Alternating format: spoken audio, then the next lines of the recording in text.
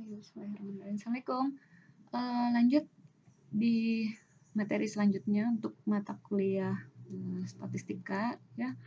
Jadi seperti yang kita udah bahas berkali-kali di video sebelumnya.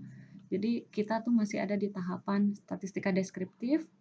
Jadi teknik statistika yang mempelajari beberapa hal yaitu penyajian data. Ini udah kita pelajarin kemarin. Kita udah bikin tabel dan kita udah bikin diagram grafik gitu ya. Nah, selanjutnya kita punya ukuran pemusatan dan ukuran penyebaran yang tujuannya adalah memberikan informasi yang lebih efektif dan komunikatif kalau dibandingkan menggunakan data mentah yang belum dibuat deskripsinya gitu ya. Nah, di di video sekarang, materi sekarang itu kita akan belajar dulu yang pertama yang kedua tentang ukuran pemusatan. Oke. Nah, ini ada sedikit kompetensi dasar. Intinya kita mampu menjelaskan konsep-konsep ukuran pemusatan sampai nanti akhirnya kita juga bisa memahami dan menerapkannya pada data kasus gitu ya. Jadi ada rata-rata, median, dan modus. Rata-rata atau min, median, modus. Ini sebenarnya harusnya sudah dapat saat SMA gitu ya. Cuman kita akan sampaikan secara singkat lagi untuk mengingat kembali. Oke. Nah, jadi ukuran pemusatan itu apa sih ukuran pemusatan tuh? Jadi ukuran pemusatan tuh suatu ukuran atau suatu nilai yang tunggal gitu ya, yang bisa mewakili kumpulan data dan menunjukkan karakteristik data. Jadi kita mau lihat data kita itu memusat di mana atau mengumpul di angka berapa, kan kita ada punya banyak data nih. Data kita ada banyak, ada misalnya datanya ada 1000, kita nggak bisa tahu data kita ini mengumpul di angka berapa itu susah kalau kita lihat datanya masih mentah. Tapi dengan adanya ukuran pemusatan, kita bisa lihat datanya itu mengumpul atau memusat di mana, sehingga kita bisa tahu karakteristik dari data kita tuh kayak gimana gitu. Misalnya IPK kalian kalau ada 50 orang, IPK-nya ada data IPK semua 50 orang itu gitu. Nah, dari data 50 itu kalau mau tahu lebih cepat ya emang anak-anak ini rata-rata dapat IPK berapa sih gitu. Nah, itu bisa pakai ukuran pemusatan gitu. Jadi dengan adanya nilai ini kita bisa tahu data kita tuh memusat di mana, sehingga dia mewakili data yang banyak itu diwakilin cukup dengan satu nilai gitu. Ya. Ini menunjukkan pusat dari nilai data. Nah, ukuran pemusatan itu memberikan ukuran-ukuran tentang beberapa hal gitu ya. Ini salah beberapa contohnya gitu.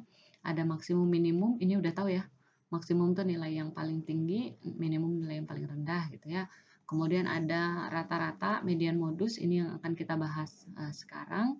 Kemudian nanti di video selanjutnya, di materi selanjutnya kita akan bahas ukuran pemusatan lain yaitu kuartil, desil, dan persentil. Ya, jadi di video ini kita bahas dulu 3 yang ini, min, median, modus. Nah, rata-rata hitung atau min. Jadi rata-rata hitung itu, apa sih rata-rata hitung itu? Itu adalah suatu nilai yang bisa mewakili kumpulan data untuk melihat data itu memusat di mana, gitu ya. Dapatnya dari mana? Dapatnya dari menjumlahkan semua data dibagi dengan jumlah datanya. Ya. Rata-rata hitung menunjukkan pusat ya, pusat data sehingga merupakan nilai yang dapat mewakili. Ini kuncinya. Jadi kalau ditanya apa itu rata-rata? Oh, rata-rata itu tambahin dah semua data dibagi jumlah data. Nah, itu keliru ya. Sebenarnya bukan itu definisinya, tapi definisinya adalah suatu nilai yang dapat menunjukkan pusat dari data dan dapat mewakili keterpusatan datanya gitu. Mengumpul di mana, memusat di mana. Nah, ini adalah cara perhitungan rata-rata kalau datanya tidak berkelompok, harusnya mungkin udah familiar ya. Jadi kalau datanya tidak berkelompok itu kan artinya datanya masih mentah yang belum, misalnya 1, 3, 2, 5, 6 gitu ya. Misalnya saya punya ada 5 data, berarti N-nya sama dengan 5. Berarti nyari X barnya gimana? X-barnya adalah sigma.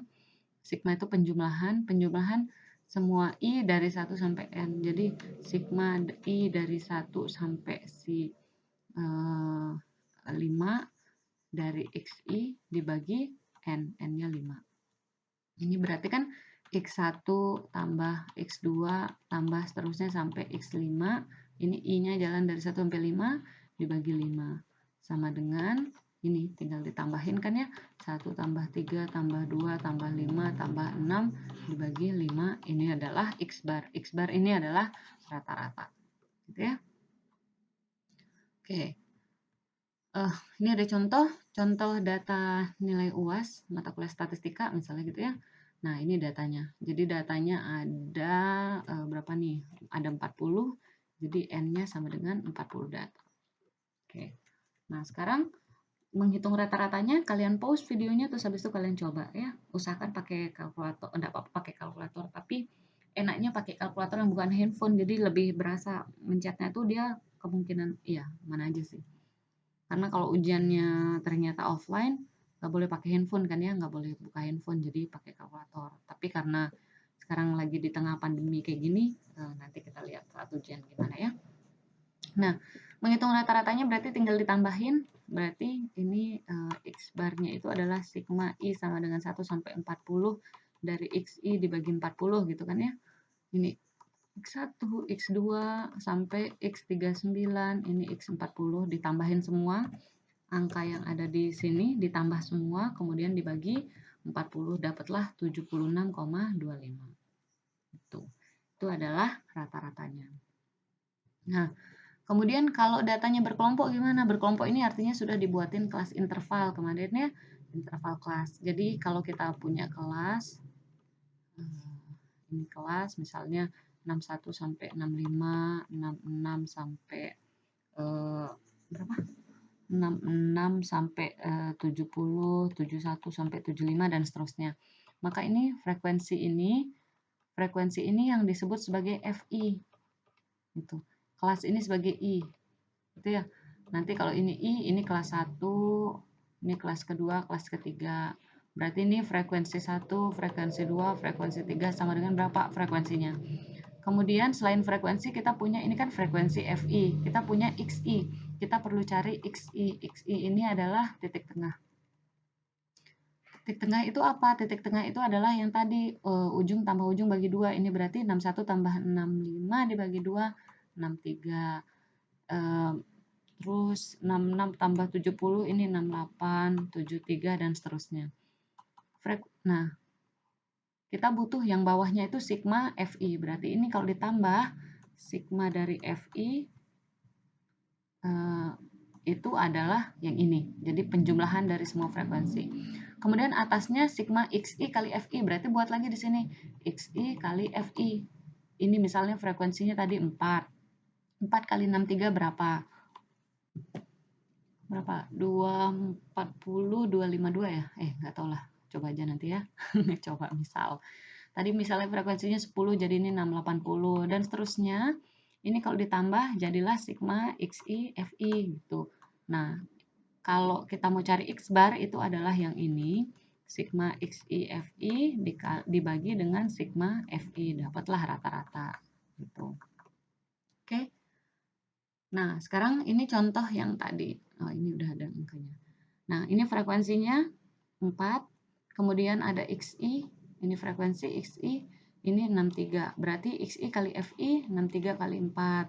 9 kali 68 dan seterusnya. Oh, bukan 10 ternyata.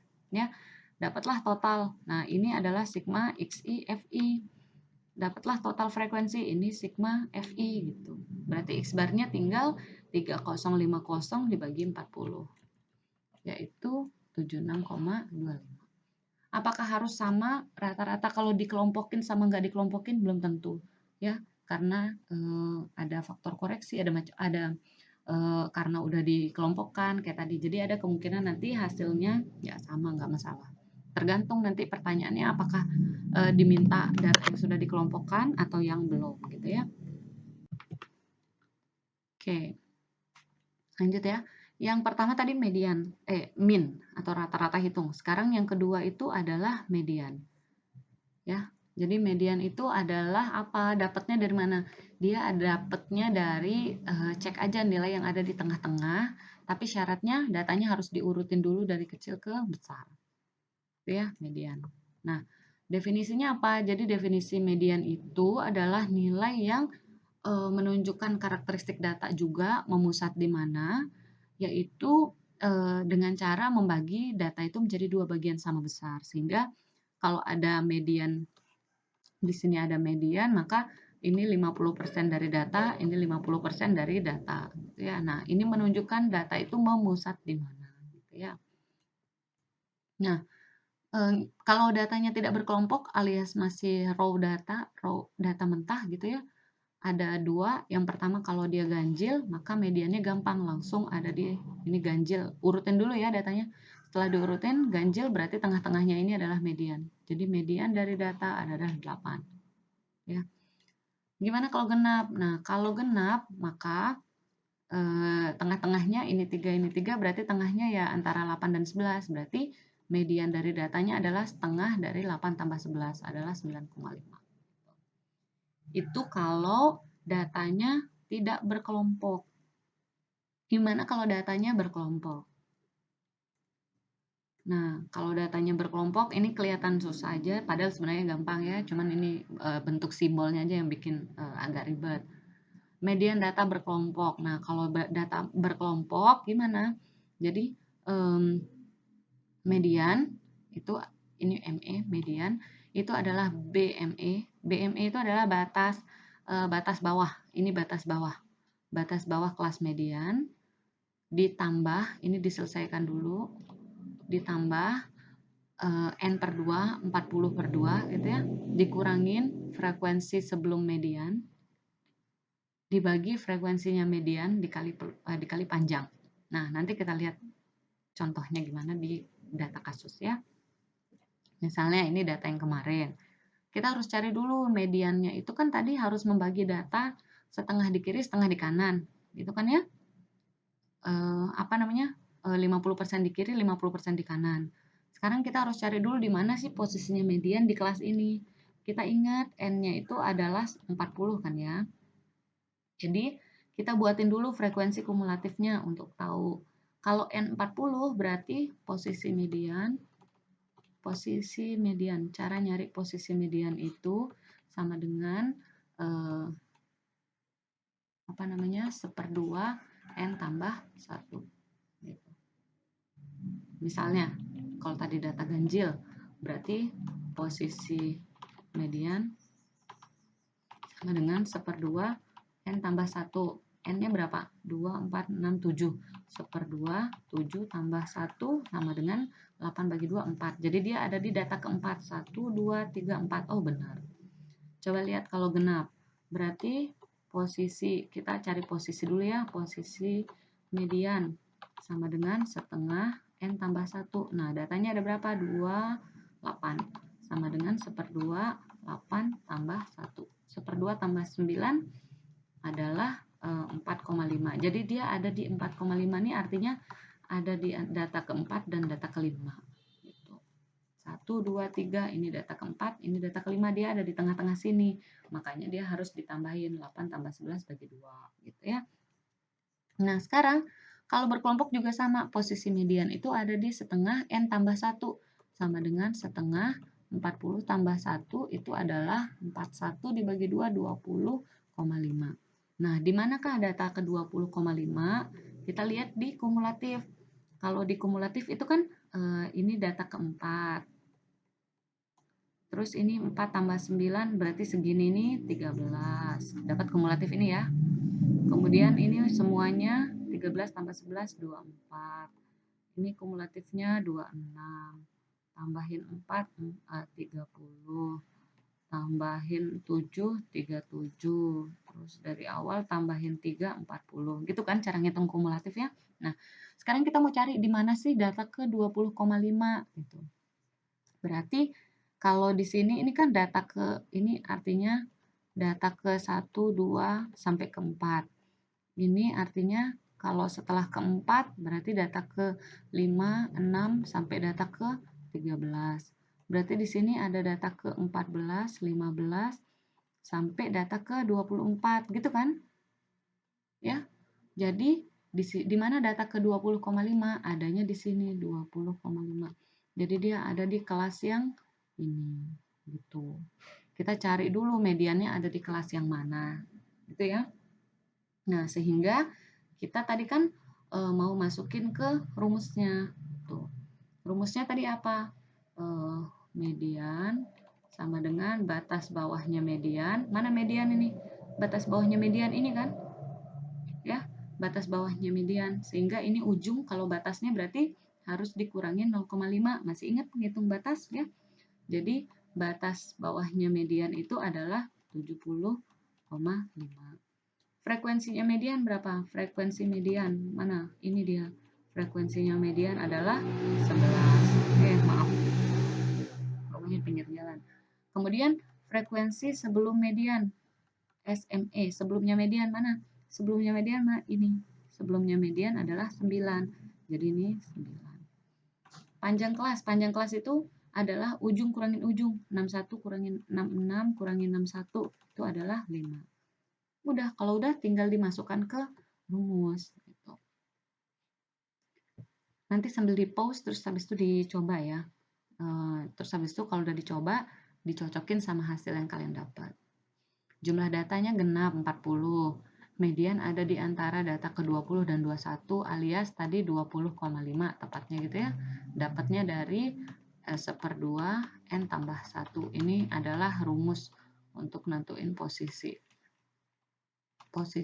median. Kemudian kelas median ada di kelas ketiga yaitu kelas 71 sampai 75. Sekarang kita lihat batas bawahnya tadi udah ya 70,5. Kemudian sebelum median ada 13. Astagfirullah, sorry, bukan 11. FSME itu adalah kumulatif. Maaf. Yang dilihat adalah yang ini. Kalau mediannya ada di sini, kumulatifnya. Jadi kumulatif sebelum kelas median itu adalah 13, sorry. Nah, di sini udah benar Bang. Frekuensi, oh ya, sorry, ini ada kotak kumulatif ya. Kumulatif sebelum median. Nah, kemudian frekuensinya median tadi udah 11, panjangnya adalah 5. Jadi, mediannya adalah batas bawah 70,5 ditambah, ini ingat yang perkalian diselesaikan dulu ya. Jadi, N-nya kan 40 bagi 2, 20. 20 kurangi 13, ini kan 7. 7 dibagi 11 kali 5 dulu, baru ditambahin dengan 70,5. Ya, harus diselesaikan dulu yang perkalian. Sehingga dapatlah mediannya 73,68. Kalau data yang tidak berkelompok gimana ya? Tadi ada 40 itu datanya harus diurutin dulu semua, habis itu lihat di mana data ke 20 sama ke 21. Ini tinggal ditambahin dibagi 2. Tengah-tengahnya ada di mana, gitu kan? Oke, nah yang terakhir ada modus. Modus itu adalah nilai yang paling sering muncul. Karena dia yang paling sering muncul, jadi dia adalah salah satu ukuran pemusatan yang dapat menunjukkan data itu mengumpul di mana, gitu ya. Nah, kalau tidak berkelompok, kita lihat satu-satu aja. Yang paling sering muncul adalah angka 65. Ini muncul 1, 2, 3, 4, 5 kali. Sehingga modus dari data itu adalah 65. Kalau tidak berkelompok. Nah, kalau berkelompok, maka kita lihat dulu dia posisi modus itu ada di kelas yang mana. Jadi lihat kelas mana yang frekuensinya paling besar atau tertinggi. Terus habis itu, kalau terdapat dua kelas yang memiliki frekuensi yang sama, maka dikatakan punya bimodal atau dua modus. Jadi kalau ada dua modusnya, jadi bimodal. Kalau ada tiga, trimodal, dan seterusnya. Ya.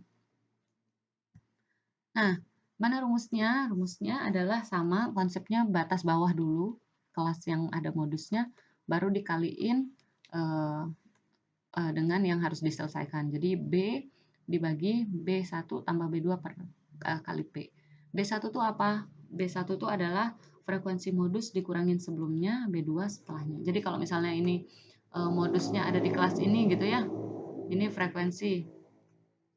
Jadi misalnya di sini 9, sini 11, sini 2 gitu. Maka B1 itu adalah 11 kurangi 9 itu adalah B1 B2-nya itu adalah kurangi setelahnya, 11 kurangi 2. Batas bawah, ya udah batas bawah kelas ini kurangi 0,5. Ujungnya kurangi 0,5. Panjang, udah ya. Panjang itu kan panjang kelas. Nah, ini contohnya. Jadi kita lihat frekuensinya, kita cuma butuh frekuensi kalau di sini. Kalau tadi hitung median butuh frekuensi kumulatif kan ya. Kalau di sini cukup frekuensi. Lihat yang mana yang paling banyak munculnya. Oh, ternyata kelas 71 sampai 75 ini muncul 11 kali. Jadi ada 11 anak yang nilainya adalah antara 71 sampai 75. Gitu. Jadi bisa kita bilang datanya tuh memusat di kelas yang 71 sampai 75 gitu.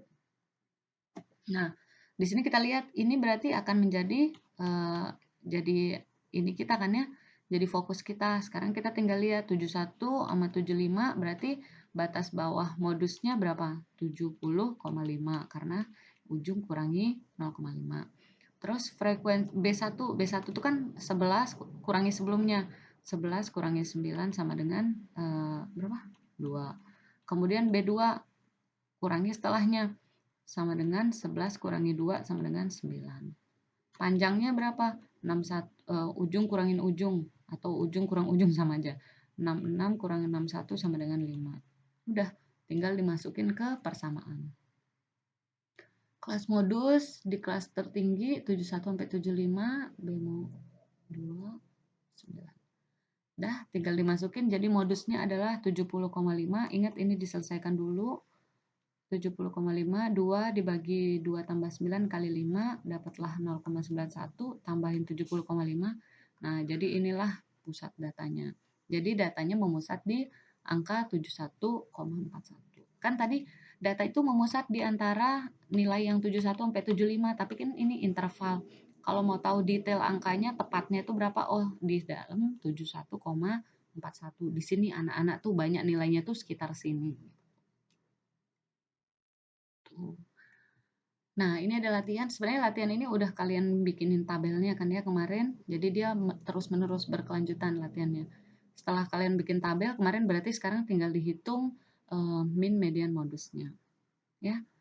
Nah, di sini untuk data yang ini bisa di-skip aja bagian sebelumnya karena datanya desimal. Langsung aja setelah dikelompokkan. Tapi untuk data yang ini kan bilangan bulat gampang ya. Jadi bisa dicoba untuk sebelum dikelompokkan sama setelah dikelompokkan.